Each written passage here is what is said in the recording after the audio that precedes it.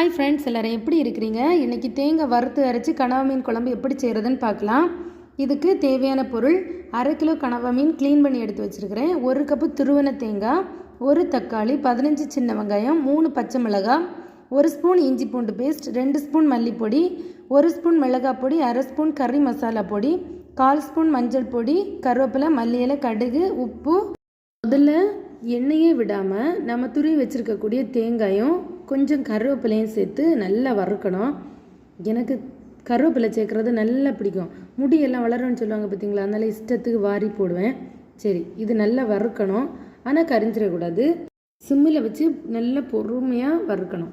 Okay, இது இந்த அளவு வறுபட்டதுமே நம்ம எடுத்து வச்சுருக்கக்கூடிய மல்லிப்பொடி, மிளகாய் பொடி, மஞ்சள் பொடி, அப்புறமா கறி மசாலா போட்டு கரிஞ்சிடவே கூடாது. நல்லா சிம்மில் வச்சு நல்லா வறுத்து ஆற வச்சு எடுத்து வச்சிடணும். இது ஆறுனதுமே கொஞ்சமாக தண்ணி விட்டு நல்லா நைஸாக அரைச்சி வச்சிடலாம். இனி ஒரு சட்டி விட்டு கொஞ்சம் எண்ணெய், நான் நல்லெண்ணெய் சேர்த்துருக்கிறேன். எண்ணெய் காஞ்சதுமே கடுகு, கருவேப்பிலை சேர்த்து சின்ன வெங்காயம் போட்டு கொஞ்சமாக உப்பும் சேர்த்து வதக்கினா சீக்கிரமாகவே வதங்கிடும். அதனால் கொஞ்சம் உப்பு போட்டு நல்லா வதக்கணும். இது எந்த அளவுக்கு சின்ன வெங்காயம் வதங்குதோ அந்த அளவுக்கு குழம்பு நல்ல டேஸ்ட்டாக இருக்கும். அதனால் கொஞ்சம் பொறுமையாக வதக்கிடலாம்.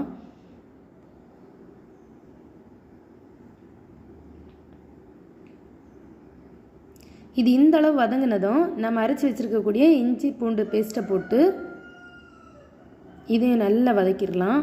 இது நல்லா பச்சை வாசனை போனதுமே நம்ம கட் பண்ணி வச்சுருக்கக்கூடிய தக்காளி, பச்சை மிளகாயும் போட்டு இதையுமே நல்லா வதக்கிக்கணும். அந்த தக்காளினே தெரியாத அளவுக்கு நல்லா வதக்கின பிறகு நம்ம அரைச்சி வச்சுருக்கக்கூடிய தேங்காய் அந்த பேஸ்ட்டையும் இதுக்கு கூட சேர்த்து நல்லா வதக்கணும். இப்போ அது கூட மிக்ஸ் பண்ணி நல்லா வதக்கும்போது அந்த எண்ணெய் எல்லாமே தனியாகவே பிரிஞ்சு வரும். அந்த ஸ்டேஜ் வரை நல்லா வதக்கணும்.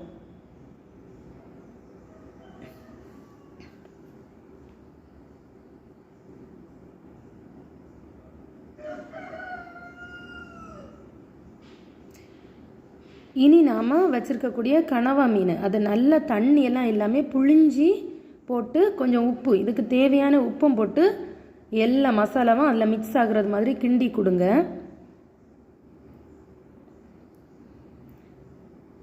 இதுக்கு நம்ம தண்ணியே சேர்க்க வேண்டாம்.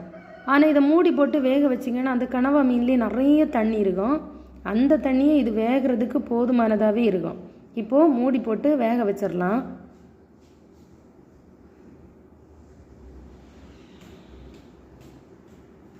ஒரு 4 நிமிஷம் கழித்து திறந்து பார்த்திங்கன்னா அந்த கனவா மீனும் வெந்திருக்கும். அதே நேரம் அதில் நிறைய தண்ணியுமே இருக்கும்.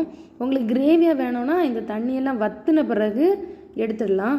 இல்லை குழம்பாகவே வேணும்னா இந்த ஸ்டேஜ்லேயே நம்ம இறக்கிக்கலாம். பார்த்திங்கன்னா நல்ல வாசனையாக இருக்குது. இப்போ நாம் கொத்தமல்லி எல்லாம் சேர்த்துடலாம். பார்த்திங்கன்னா இறைச்சி குழம்பை விட சூப்பரான கனவா மீன் குழம்பு ரெடி ஆகிடுச்சு.